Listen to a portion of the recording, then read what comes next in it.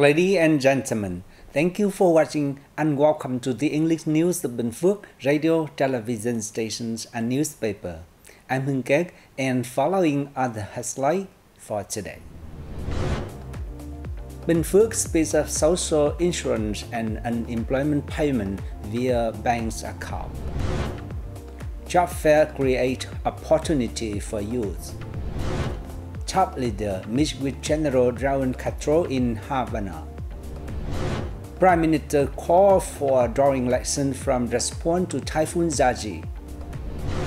Vietnamese premium dry enter the Canadian markets. And now other detail. The Bình Phước Provincial People Committee had issued a directive ordering local authority and relevant units to accelerate social insurance and unemployment allowance payments through banks' accounts. Under this directive, the provincial social insurance agencies will coordinate with commercial banks to support beneficiaries in setting up accounts for non-cash payments. District, town and city level leaders are instructed to guide commune authorities in implementing targeted solutions. This includes encouraging eligible individuals to open accounts or authorize relatives to do so. The province aims for 100% compliance, except in unavoidable cases. Currently, 67.2% of pensioners and monthly allowance recipients in Bình Phước province use non-cash payment methods. Nearly 100% of one-time social insurance and unemployment allowance recipients in urban areas have also switched to this method. Bình Phước had recently hosted a series of vocational training programs linked to job creation, particularly for youth union members, ethnic minority workers, and laborers from low-income households. The province job fairs offer a platform to disseminate labor market information, including domestic job opportunities, overseas labor exports, and vocational training courses. These events feature policy dialogues, job consultations, preliminary recruitment screening, and interviews, helping connect vocational training institutions with businesses and workers with businesses. Job fairs also provide crucial information on government support policies for vocational training. In recent years, the events have successfully guided tens of thousands of youth and ethnic minority workers towards employment, fulfilling business recruitment needs in a changing labor market. Phú Riêng district in Bình Phước has made significant strides in administrative procedure reform, resolving many cases ahead of schedule and enhancing public satisfaction with local government. The district has stressed the accountability of its leaders in managing and directing these reform efforts. It has also closely followed provincial and central government policies on digital transformation and e-governance. Online case submissions have achieved high rates across most sectors. As of mid-September, Phú Riêng district has received 13,470 cases, successfully resolving over 12,325, including 12,034 cases either ahead of or on schedule.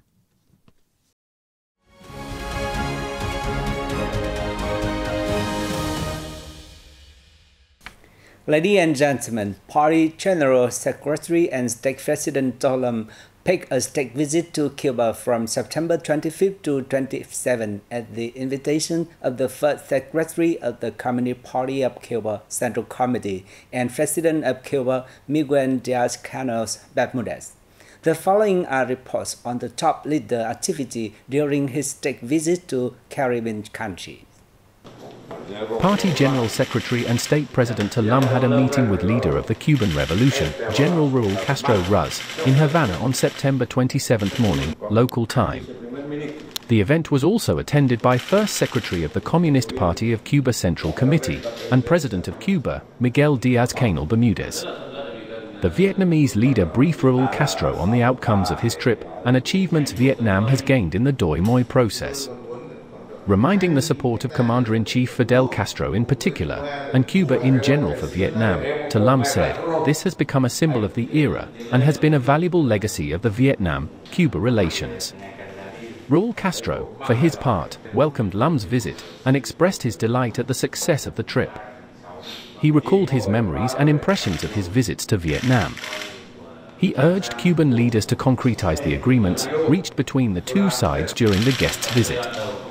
On the occasion, Lam invited Raul Castro to revisit Vietnam, and the latter accepted the invitation with pleasure.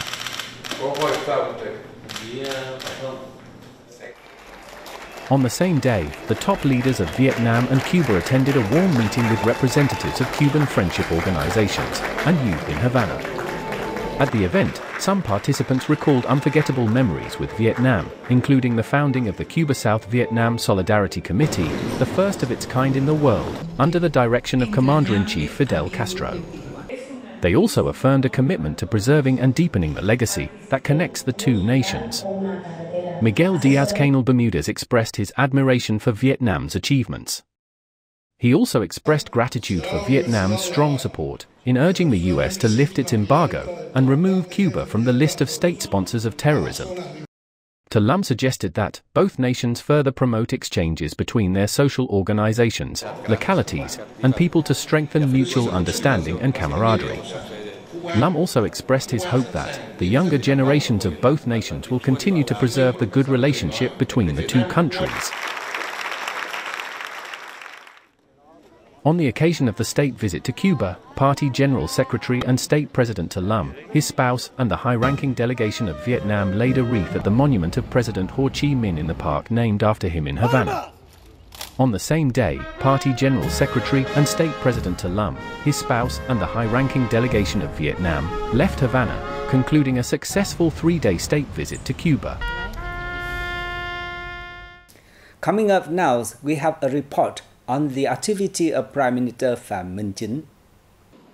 Prime Minister Pham Minh Chinh chaired a hybrid conference on September 28th to draw lessons from the response to recent Typhoon Yagi.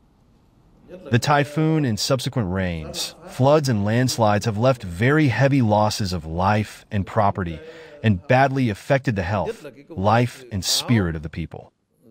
The work of supporting people to overcome the consequences of the typhoon and stabilize their lives has been proactively and promptly implemented. Addressing the event, Prime Minister Chinh expressed gratitude to the people for their continuous support, solidarity, and trust in the party and state during the response to the typhoon.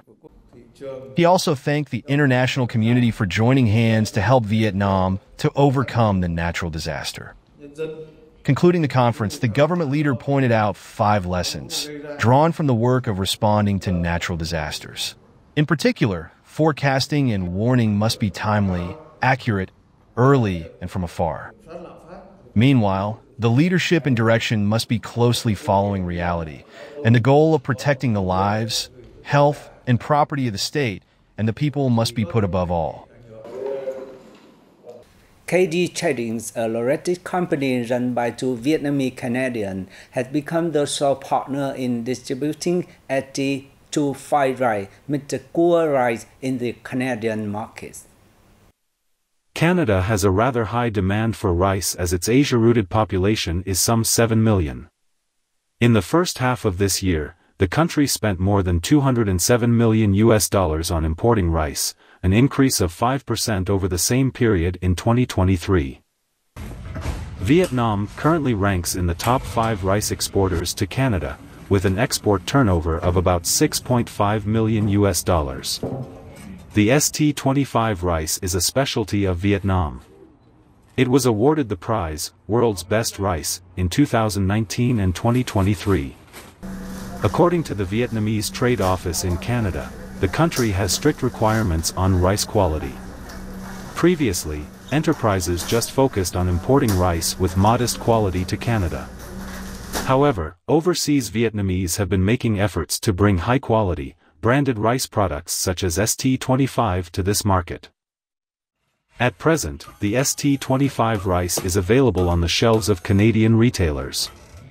With the strict and thorough preparations of KD Trading, it is expected that the Vietnamese specialty will quickly affirm its position in the Canadian market. And that's all for today on the News of Bình Phước Radio, television station and newspaper. Once again, thank you for watching and goodbye for now.